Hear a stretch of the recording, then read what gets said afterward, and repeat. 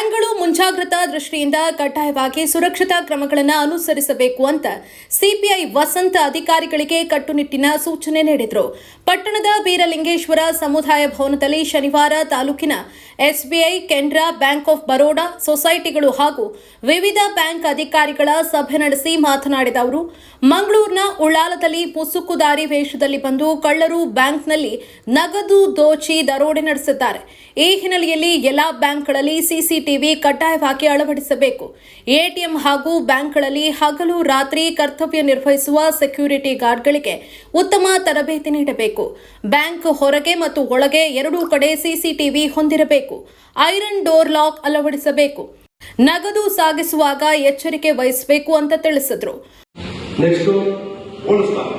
ನಿಮ್ಮ ಬ್ಯಾಂಕ್ಗಳಲ್ಲಿ ಕೆಲಸ ಮಾಡಿರ್ತಾರೆ ಮನೆ ಶಾಪ್ಗಳು, ಕೆಲವೊಂದು ಜನ ನಾವು ಸೋಸ ತಗೊಂಡಿರ್ತಾರೆ. ಸಾಮಾನ್ಯವಾಗಿ ನಾವು ಸೋಸ ತಗೊಂಡು 2 ವರ್ಷ 3 ವರ್ಷ 5 ವರ್ಷ ಕೆಲಸ ಮಾಡಿ ಬಿಟ್ಟಿರ್ತಾರೆ, ಅಥವಾ ಏನೋ ಸಣ್ಣ ಪುಟ್ಟ ವ್ಯತ್ಯಾಸ ಆಗಿ ಬೇಜಾರು ಮಾಡ್ಕೊಂಡು ಅಥವಾ ಗಾಡಿ ಮಾಡ್ಕೊಂಡು ಬಿಟ್ಟಿರ್ತಾರೆ.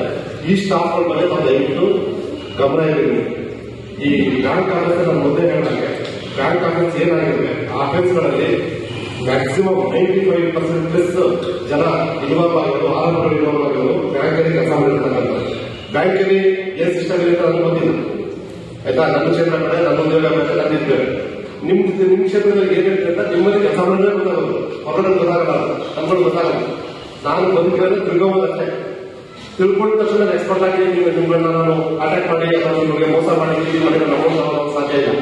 ಅದೆಲ್ಲ ಮಾಡಬೇಕು ಅಂತಂದ್ರೆ ಇಲ್ಲೇ ಕೆಲಸ ಮಾಡಬೇಕು. ಇಲ್ಲಿ ಏನಿರ್ತೈತೆ ಡೇ ಟು ಡೇ ಏನಿರ್ತೈತೆ ಗೊತ್ತಿರಬೇಕು.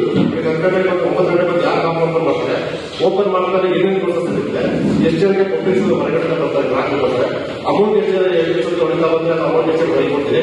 ಈ ಅಮೌಂಟ್ ನ ಹೊರಗೆ ತಗೊಳ್ಳುವಾಗ ಯಾರ ಸೆಕ್ಯೂರಿಟಿ ಪರ್ಪಸ್ ಇರ್ತಾರೆ, ನಾವು ಎಲ್ಲಿ ಅಟ್ಯಾಕ್ ಮಾಡ್ಬೋದು, ಯಾವ ಜಾಗ ಅದೆಲ್ಲ ರೆಕ್ಕೆ ಮಾಡಿರ್ತಾರೆ.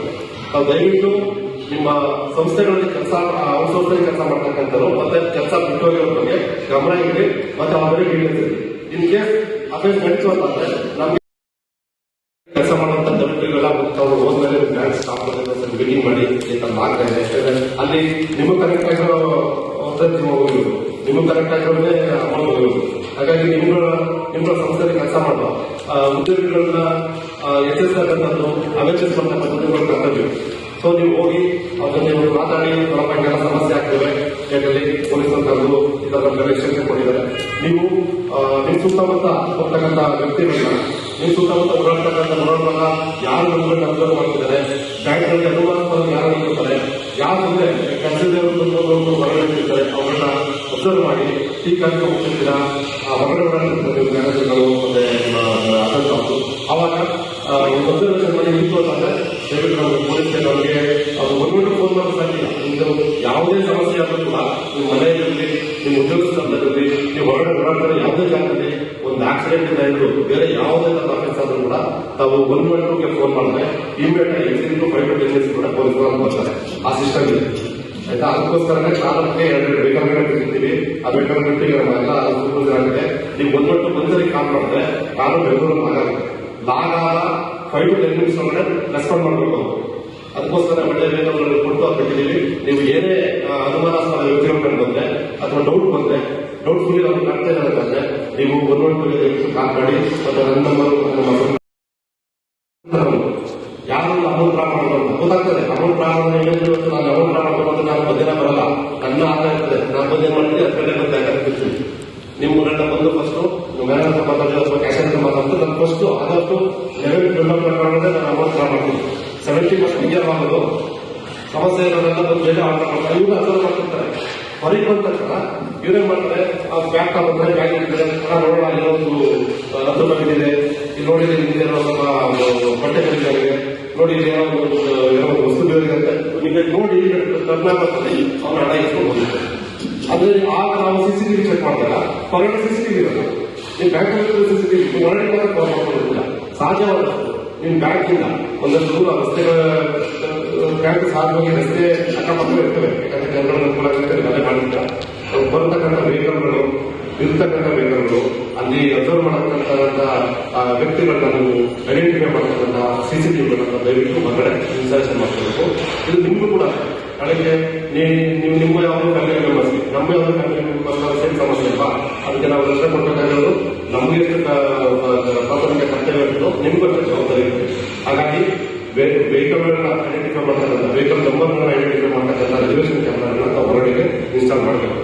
ಮತ್ತೆ ಲೈಟ್ ಅಲ್ಲೂ ಕೂಡ ಲೈಟ್ ಅಲ್ಲಿ ವಿಷನ್ ಈಗಾಗಲೇ 20,000 ಒಳ್ಳೊಳ್ಳೆ ವಿಷನ್ ಕ್ಯಾಮ್ರಾಗಳು ಬರ್ತಾ ಇದೆ, ನೈಟ್ ವಿಷನ್ ಕ್ಯಾಮ್ರಾ. ಮೂರನೇದು ಸೈರನ್. ಈಗ ಅಕ್ಟೋಬರ್ ಟೌನಲ್ಲಿ ನಾವು ನೈಟ್ ಸಿಸ್ಟಮ್ ಹ್ಯಾಂಗ್ ಮಾಡ್ಕೊಂಡಿದ್ದೀವಿ. ಡೇ ಬಿಟ್ಟಾದ್ರೆ ನಾವು ಎಲ್ಲ ಕಡೆ ಮಾಡಿಸ್ತಿರ್ತೀವಿ. ಆಂಗ್ಲ ಬಿಟ್ಟಂದ್ರೆ ಒಂದು ತಿಂಗಳಿಗೆ 4 ಸರಿ ನಮ್ಮ ಪೊಲೀಸರು ಕಳಿಸ್ತೀವಿ. ಆ ಸ್ಕೂಲು ಮತ್ತೆ ಕಾಲೇಜ್ಗಳು, ಬ್ಯಾಂಕ್ಗಳು, ಈ ತರ ಏನು ಸಮಸ್ಯೆ ಬರುತ್ತೆ ಎಲ್ಲ ಕಡೆ ವಿಸಿಟ್ ಮಾಡಿ ನೋಡ್ಕೊಂಡು ಬರುವಂತ ಸಿಸ್ಟಮ್. ಬಟ್ ನೈಟ್ ನಾವು ಪ್ರತಿ ನಮ್ಮ ಅಕ್ಟೋಬರ್ ತಾಲೂಕಿಗೆ 238 ಹಳ್ಳಿಗಳು, 238 ಹಳ್ಳಿಗಳು ನಾವು ನೈಟ್ ವ್ಯವಸ್ಥೆ ಮಾಡೋಕ್ಕಾಗಲ್ಲ. ನಾವೇ ಮಾಡ್ತೀವಿ, ಎಸ್ಪೆಷಲಿ ನೈಟ್ ಟೌನ್ ಅಲ್ಲಿ ಅದು ಮಾಡ್ತೀವಿ. ಈಗ ಅಕ್ಟೋಬರ್ ಟೌನ್ 4 ಜನ ಪೊಲೀಸರು ನಾವು ನೈಟ್ ಬೀಟ್ ಹಾಕಿರ್ತೀವಿ. ಅವರು 10 ಗಂಟೆ ತನಕ 500 ಗಂಟೆ ಬೀಟ್ ಮಾಡ್ತಾರೆ. ಇಲ್ಲಿರೋದೇ ನಾವು ಆವಾಗ ಚೆಕ್ ಮಾಡಿಕೊಂಡು ಸೆಕ್ಯೂರಿಟಿ ಪರ್ಪಸ್ ನಾವು ಅವರಿಗೆ ಹೆಲ್ಪ್ ಮಾಡ್ಬೋದು. ಅದೇ ತರ ನಮ್ಮಲ್ಲಿ ಕೊಡಗು ಮತ್ತೆ ರಾಮನಗರದಲ್ಲೂ ನಾವು ಮಾಡ್ತೀವಿ. ಈ ಪುಟಿ ಕೇರಳ ನಾವು night beet ಹಾಕಕ್ಕಾಗಲ್ಲ, ಬಸವಪಟ್ಟಣಕ್ಕೆ ಹಾಕಕ್ಕಾಗಲ್ಲ.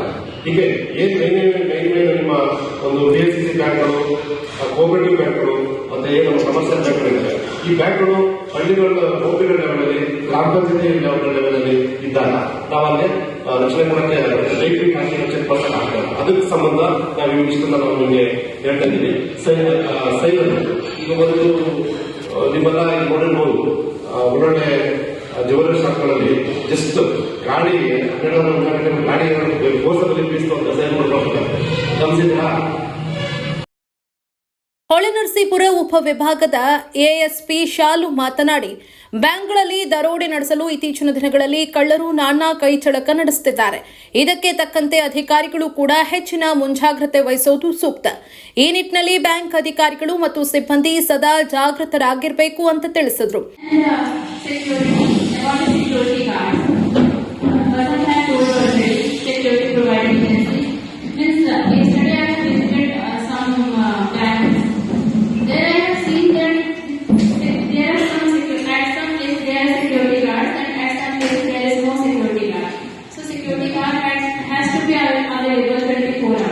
Day and night, as well as night.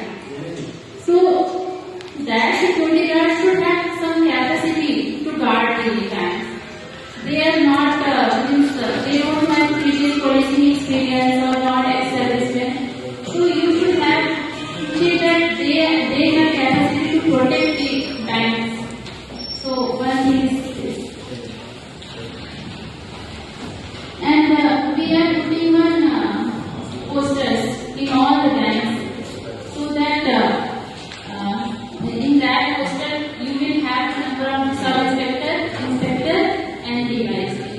If any emergency, you can contact us. Arakalagudu police ಠಾಣೆಯ ಸಬ್ ಇನ್ಸ್ಪೆಕ್ಟರ್ ಕಾವ್ಯ ಈ ನಿಟ್ಟಿನಲ್ಲಿ ಬ್ಯಾಂಕ್ ಅಧಿಕಾರಿಗಳು ಮತ್ತು ಸಿಬ್ಬಂದಿ ಸದಾ ಜಾಗೃತರಾಗಿರಬೇಕು ಅಂತ ತಿಳಿಸಿದ್ರು. ವೆಹಿಕಲ್ಸ್ ಇಲ್ಲದ್ರೆ ಅವ್ರು ಹಾಕೊಂಡಿರ್ತಾರೆ. ನಾವು ಸೆಕ್ಯೂರಿಟಿ ಕೇಳಿದ್ರೆ ಅವ್ರು ಹೇಳ್ತಾರೆ ಸೆಕ್ಯೂರಿಟಿ ಪರ್ಪಸ್ ಓನ್ಲಿ ಏನು ಇನ್ಸೈಡ್ ದ ಬ್ಯಾಂಕ್ ಅಂತ. ಈಗ ನೀವು ಏನೇ ಅಫೆನ್ಸ್ ಹಾಕಬೇಕು ಅಂತಂದ್ರು ಯಾರು ಅಫೆನ್ಸ್ ಮಾಡೋದ್ರೆ ಅಷ್ಟು ಎಂಟರ್ ಮಾಡ್ತಾ ಔಟ್ಸೈಡ್ ಅಲ್ಲ. ನೀವು ಏನ್ ಸೆಕ್ಯೂರಿಟಿ ಎನ್ಶೋರ್ ಮಾಡ್ತೀರಾ inside, same servant has to be ensure outside ಅನ್ನೋದು ನನ್ನ ಉದ್ದೇಶ. ಈಗ ಹೋಗಿ ಕೂಡ ನಾವು ಸೆಕ್ಯೂರಿಟಿ ಹ್ಯಾಂಡಲ್ ಮಾಡ್ಕೊಂಡು ಹೋಗಿ ಬ್ಯಾಂಕ್ ಒಳಗಡೆ ಮಾತ್ರ ಬ್ಯಾಂಕ್ ಒಳಗಡೆ ಅಂತ ಆ ತರ ಏನು ಇರೋದಿಲ್ಲ. ಸೆಕ್ಯೂರಿಟಿ ಗಾರ್ಡ್ ಯಾರಿದ್ದಾರೆ ನಿಮಗೆ ಈ ಹ್ಯಾಸ್ ಟು ಎನ್ಶೋರ್ ಔಟ್ಸೈಡ್ ಕೂಡ ಸೇಫ್ ಆಗಿದೆಯಾ, ಹೊರಗಡೆ ಕೂಡ ಸೇಫ್ ಆಗಿದೆಯಾ. ಈಗ ನಿಮ್ಮ ಬ್ಯಾಂಕ್ಸ್ ಬರೋರು ವೆಹಿಕಲ್ ಹಿಂಗಂದ್ರೆ ಹಾಕಿದಾಗ ಅಲ್ಲಿ ಯಾರು ಎಂಟರ್ ಆಗ್ತಾರೆ ಯಾರು ಬರ್ತಾರೆ ಡಿಸಿಪ್ಲಿನ್ ಮೇಂಟೈನ್ ಮಾಡಿರೋದಿಲ್ಲ. ಅಟ್ಲೀಸ್ಟ್ ವೆಹಿಕಲ್ಸ್ ಡಿಸಿಪ್ಲಿನ್ ಆಗಿ ಮೇಂಟೈನ್ ಮಾಡಿಸಿದ್ರೆ ನೀವು ಯಾರು ಬರ್ತಿದ್ದಾರೆ ಯಾರು ಬರ್ತಿದ್ದಾರೆ ಅನ್ನೋ ಅಂದಾಜು ಕೂಡ ಇರುತ್ತೆ ಅಂತ ಒಂದು point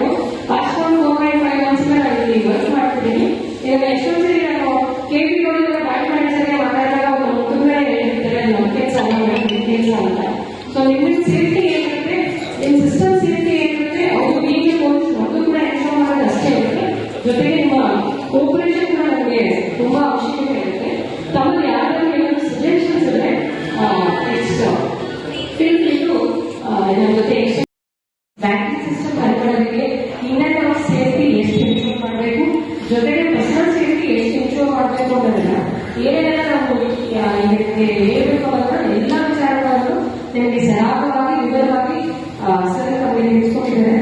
sir thank you sir. ಜೊತೆಗೆ ನಮ್ಮ ASP ಶಾಲುಗಳ ಸರ್ವಲೆನ್ಸ್ ಅದರ ಸಿಸ್ಟಮ್ ಅಲ್ಲಿ ಸರ್ವಲೆನ್ಸ್ ಮತ್ತೆ SOP following vehicle two wheelers use ಮಾಡಿದ್ದಾರೆ ಅಂತ ಹೇಳಿದ್ದಾರೆ. ಮತ್ತು ಸ್ಟ್ಯಾಂಡರ್ಡ್ SOP ಇರುತ್ತೆ ಸಿಸ್ಟಮ್ ಅಲ್ಲಿ.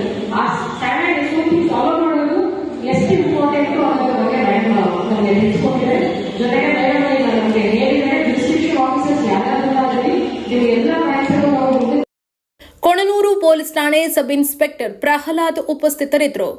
Voice of Kannadiga news, Hassan ಜಿಲ್ಲೆ, ಅರಕಲಗೂಡು.